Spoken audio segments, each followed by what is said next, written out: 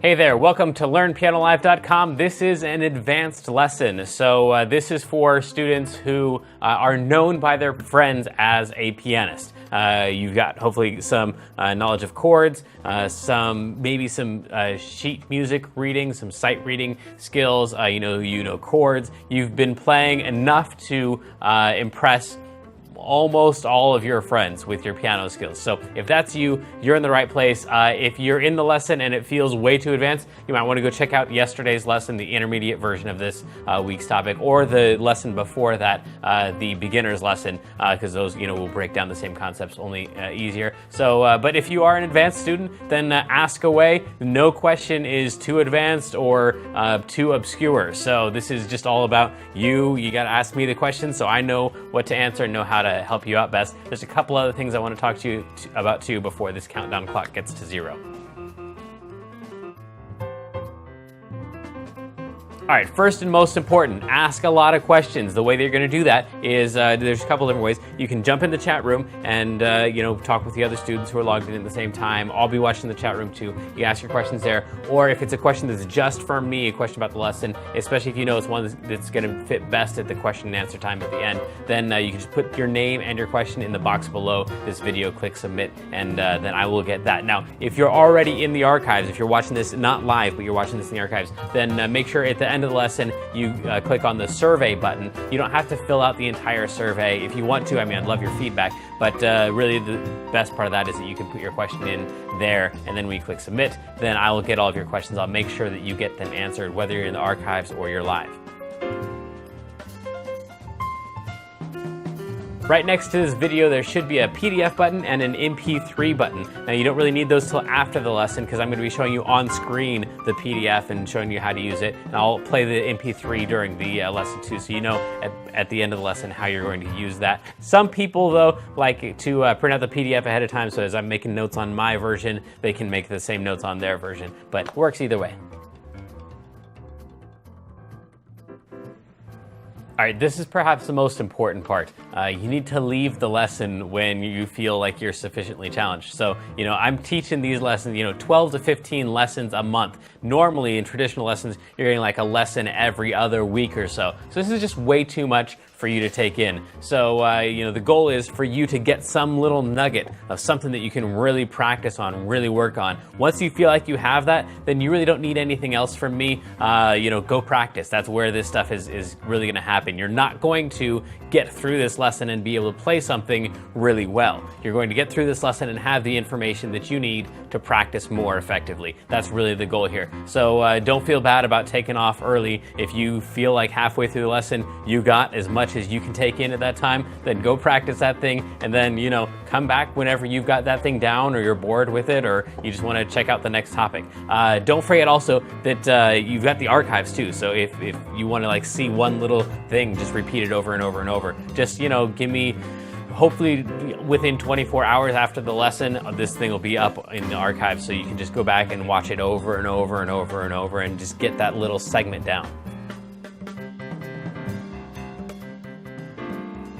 So this lesson specifically, out of the 8 categories of musicianship, is going to be one that's focused on ear training. So that means teaching you how to really process and categorize the sounds that you hear, whether it's something that's on the radio or something that some tune that you made up in your head. This is all about you being able to know, all right, so what are those sounds? What are the rhythms? How would I write that out? How would I play it? What key is it in? All of that stuff is ear training. So the other topics are going to be covered in other weeks, but this week, today, is going to be focused on ear training. All right, I'm ready. You ready? Let's go.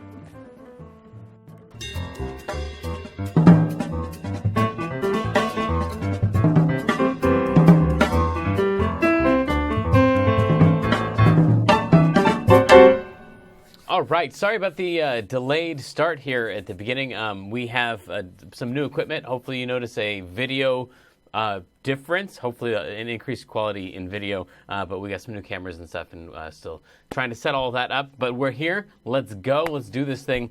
We're going to jump right in here, and hopefully you either were at the last 2 lessons, or at least you have some understanding of how to hear individual melodies and the concept of a note in a scale having its own color or its own flavor, its own being able to recognize the difference between, for example, a 1 and a 5 or a 7 and a 1. So that was kind of the just brief synopsis of the last couple lessons. So let's get into this thing and see what we can do here. So starting off, we've got this play along track. It's a C and then a C minor and then an F and then an F minor. It's the same track from Monday and Tuesday. But for what we're going to cover today, it may not apply as much. I couldn't think of a better thing to give you for a play-along track, but mostly I'm wanting you to apply today's concepts to other songs that you're working on, either in Kloppel Academy or other songs you're doing on your own. So let's jump in here and see what in the world is going on. Major chord numbers. So these are all of the qualities of all of the chords. You may have seen this chart before. In in other major and minor lessons or in triad lessons that we've done already. So this is the concept is you're wanting to be able to listen to a song on the radio and be able to know what chords are being played so that you can cover that song playing all of the chord tones underneath whatever melody you're picking out. So if you were just to hear some song on the radio, I always use Twinkle Twinkle Little Star as an example. I don't know why. But yeah, that'd be a bad example. Actually, let's do one here in real time. So this is a song that I have not yet heard. I'm going to pick today's feature of the day, Kyle Landry, in case you haven't heard of him before. He apparently is a thing. I don't know much about him, but we're going to take his top video here. All right. This one is Inception. This is the very first one on his front page today, December 14th. So, I'm surfing around YouTube. I hear this song. This might have been a terrible idea.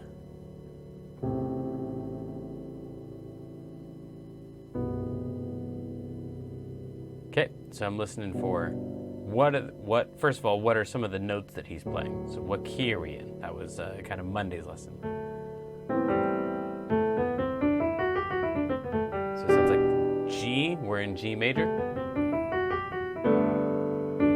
Now I'm listening for the melody, which was yesterday's lesson.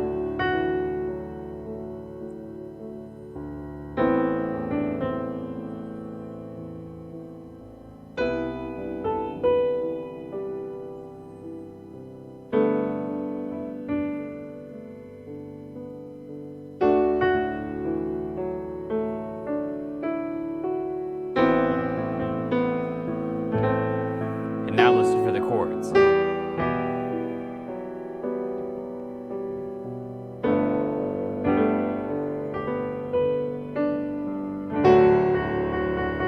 So at this point now I have all of the chords, I have the melody, I have the key, I've got all of the information that I need to play my own cover of his song, or I guess it's his cover, a cover of him covering another song. So it would be something like...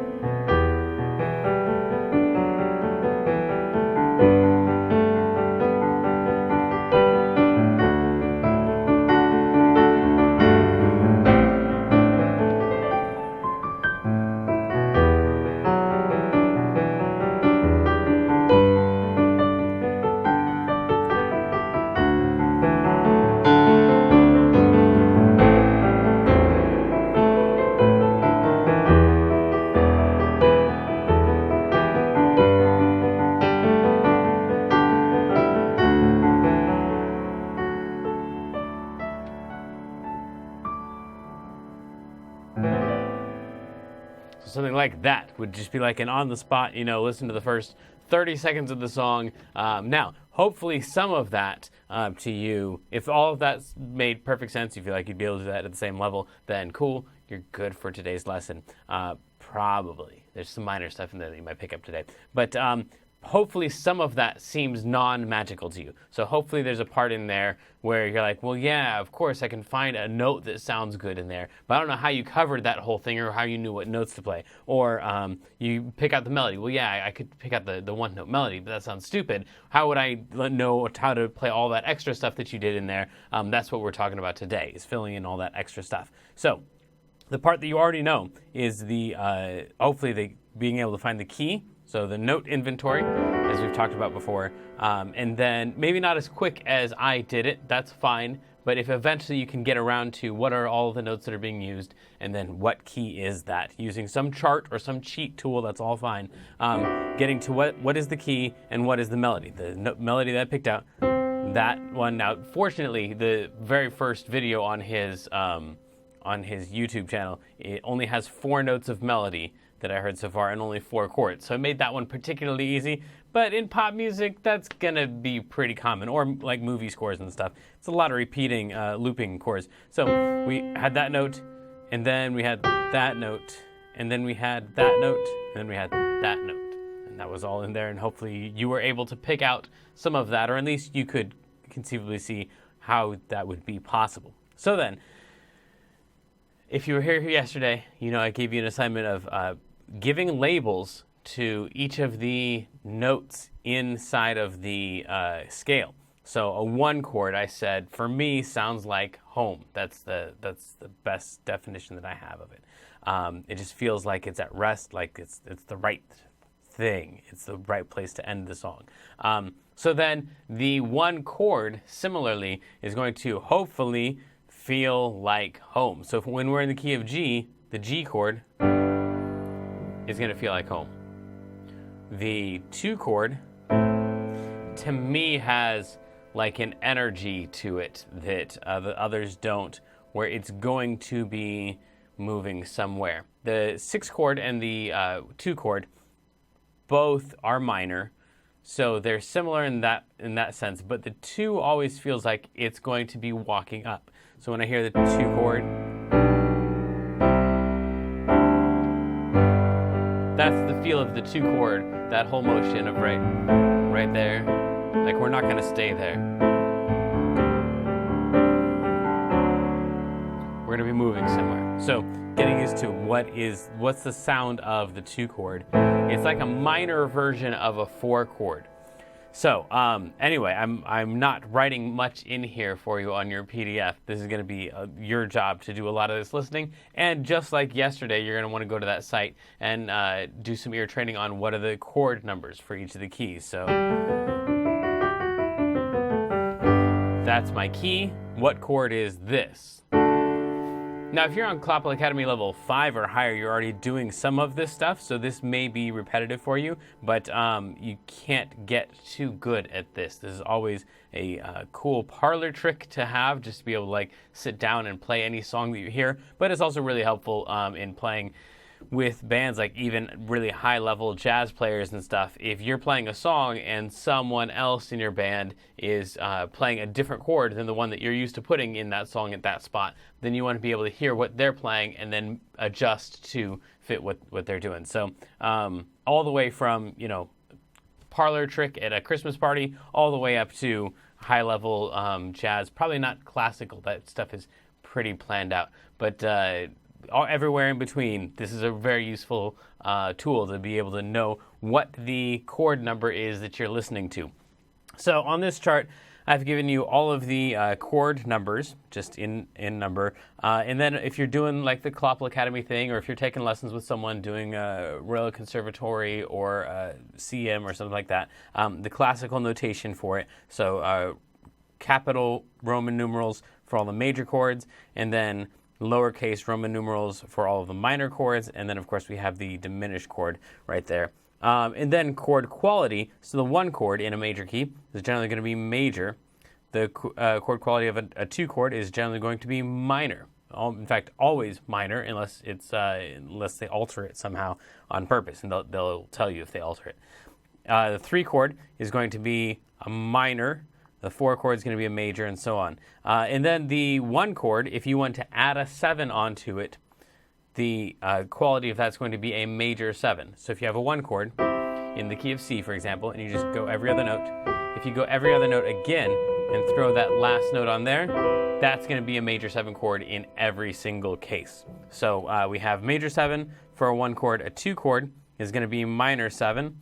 A 3 chord is going to be minor 7 as well. So these are just the qualities of the chord. Again, listening to a chord. If you hear a chord and you can recognize it as a major 7 chord, eventually, after listening to hundreds or maybe thousands of major 7 chords and purposely trying to identify, all right, that thing right there, that sounds like a major 7 chord. Okay, so then how is that different than a minor 7 chord? Well, here's a minor 7 chord. Okay, yeah, so I can hear that one kind of has a darker feel to it. This one is kind of like mellower and not really happy per se, but it doesn't have that same dark quality. And listen back and forth between major 7s and minor 7s, or major 7s and dominant chords, or all the different types of chords that there are, and getting used to that, then that helps you weed out a whole lot of stuff. For example, if I hear a major 7 chord, I know instantly it's going to be either a 1 chord or a 4 chord in whatever key we're in. So I've almost found the key just by knowing that they're playing a major 7 chord. Then I automatically know, well, the key that we're in is either that key or that is the 4 of it. So yeah, a perfect 4th down from that key, from whatever the chord is. Or if you hear a dominant chord, there's only one of those. Right there, that's the only dominant chord, the 5. So if you hear a dominant chord in a song and you can recognize it, bam, that was a dominant chord, well then you already know what your key is. Just find out what that chord was, and that's the 5 of the key that you're in. So this is very useful in that way too. So anyway, this chart, of course, is huge and is not intended to be consumed in a single lesson, a single sitting. But in case you're working on a song that's in the key of G or something like that, I want all of your chords to be listed here for your key. So, and then of course you're going to want to write in or just become familiar with the feeling of each of the chords as they relate to the key. So hearing a dominant chord and then knowing which key it is based on that dominant chord. Hopefully that makes some sense. And then we've got the same thing for minor chords, or for minor keys here. Yeah, we're not going to get into the 5 chord today. But here are all the chords, the qualities, the numbers, and the actual chords listed for each of these. So the way that you're going to test yourself on these is that you're going to, it's not very much of a test because you're writing the test and you're taking the test, but you're going to play the scale, whatever the scale is. Maybe if you're more on the beginner side, start out with an easier scale like F or G or something with just a couple sharps or flats. And then play through the scale. So I'm playing the F scale. So then, now that I'm playing the F scale, I want to listen to what does a 2 chord sound like. Okay, G minor. So G minor would be my 2 chord, that chord right there, in the context of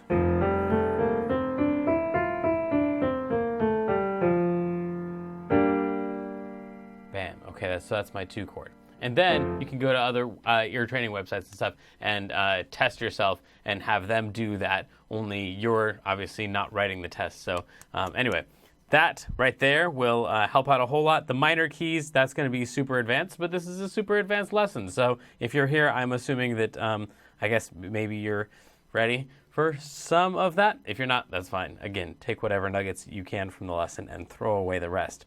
Then cycle moves is a whole other thing. I said if I hear a dominant chord, I know automatically that it's the 5, and then I know what key I'm in. Which I wish that was an actual true statement.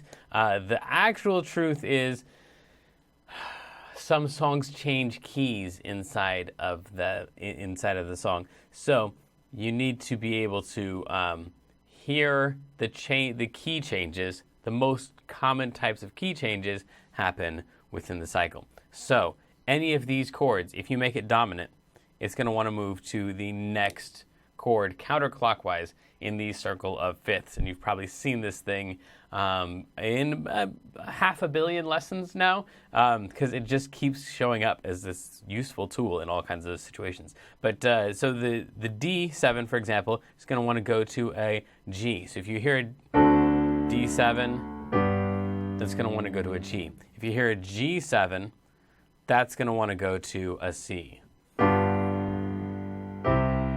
If you hear a C7, it's going to want to go to an F, an F7, it's going to want to go to B flat, B flat 7 is going to want to go to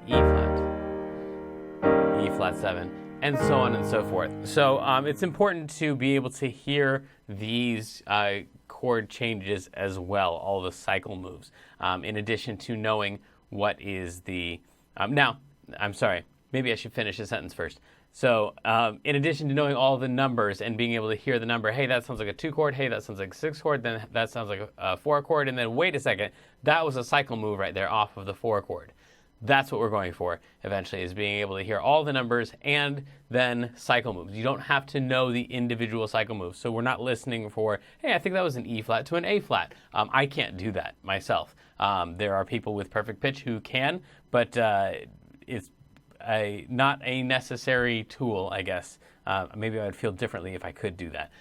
But maybe 1 in 10,000 people can actually know what the actual name of the note is. But if you can hear the moves, again, it doesn't matter if you know what the actual note is. If you get that starting note and you know what all the directions are along the way, you can get to your destination. You can get to the end of the song because you've got, it's a 1 chord to a 2 chord to a 4 chord, then it's going to cycle, and it's going to go up a whole step, and now we're back to home, and it's going to go to the 5 chord, and then the 6 chord, and that cycles, and that cycles, and that cycles, and the song's over.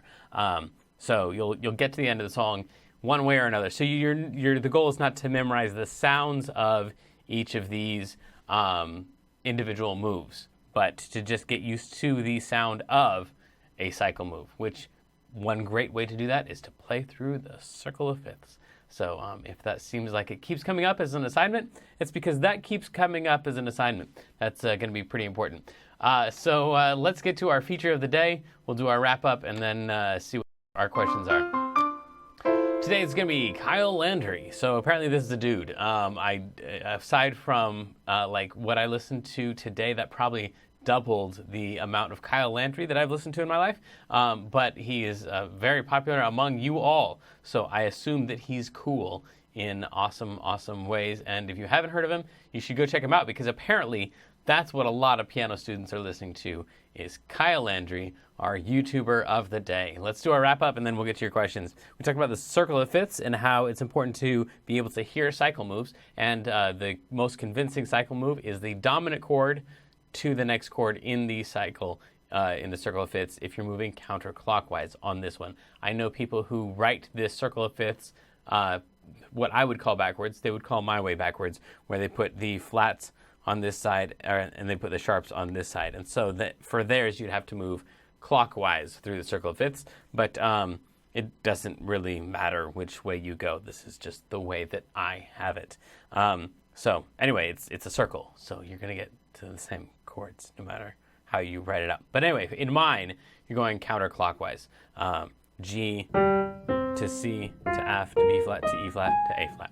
So then we have the major chord numbers and all of their qualities. If you add the sevens in, what those qualities are going to be. And I listed all of them out, and we said we were just going to play the major scale and then play the chord and try to get used to that feeling and try to label that, try to categorize it in our head and in our ear as we go. And for super advanced players, you're going to also do the same thing with your minor chords so that you can get used to, in the context of an A minor, what is this chord right here? So that would be a 4 chord in the key of A minor, which would be a D minor, as it says in the 4 chord column. In the key of A minor, the 4 chord is a D minor. Alrighty. So and then you have your play along here that I don't know. It's a play along from the last 2 days because I couldn't come up with something better, honestly. And I didn't want to give you another one of those MP3s that said, I'm sorry, we don't have an MP3 today. So we have a useless MP3 today. I'm sorry, we don't have a real MP3 today to play along with, because you're testing yourself on these. I thought about making one like big long test, like an hour-long test, where we just play scales and then put chords in there. But I figured the number of you that would want to listen to an hour-long something from me is probably very, very low. Let's get to your questions and hopefully some answers. Let me refresh Make sure. Yes. Continue. Thank you. Okay. So it looks like our first question is this the same circle of fifths from the jazz lesson? I don't know which jazz lesson you're referring to, but it is the only circle of fifths that I know of. So if we did a jazz lesson, it's very likely there was a circle of fifths in there, and it's if there was a circle of fifths in there, it's 100% likely that it's the exact same circle. There are different versions of it that I've given you. Like sometimes, depending on what we're using this circle to do, I will give you like we'll have to go back to here. There we go. I'll give you like the keys. Signatures and stuff in there, and so on the F we'd have like that, and then you'd have your treble clef sign, and then you'd have your flat in there to indicate that it was. So you get the key signatures. Sometimes you get the chord notes written in and stuff like that. But yeah, it's probably the exact same one. Next question: what's the difference between the circle of fifths and the circle of fourths? Nothing. The direction that you go. So on mine, if you go counterclockwise, no, it's the same thing. Here's why. If you go from a C to an F, that is a cycle move. Yeah. But is that a fourth or a fifth? It's a fourth if you go up. C up to F is a fourth. C down to F is a fifth. So if you play the circle of fifths in fifths, then you're going C down to F, down to B flat, down to E flat, down to A flat, down to D flat, down to G flat. If you play the circle of fourths, you're going C to F to B flat to E flat to A flat to D flat to G flat. It's the exact same letters, but in one direction it's a fourth and in the other direction it's a fifth. So I think that I hear it called the circle of fifths more than I hear it called the circle of fourths. But I also think that I usually see the sharps on the right side and the flats on the left side. But it doesn't matter at all because it's a circle. So yes, it is the same circle, but it might be written slightly differently. You just want to know that C to F is a cycle move. F to C is nothing. That's a fourth down or a fifth up. And that's not a convincing move at all. That's just a 4 to a 1. So there you go. The order of letters matters, but what you call it doesn't. Alrighty, I think that's it. Until next time, you know I love you.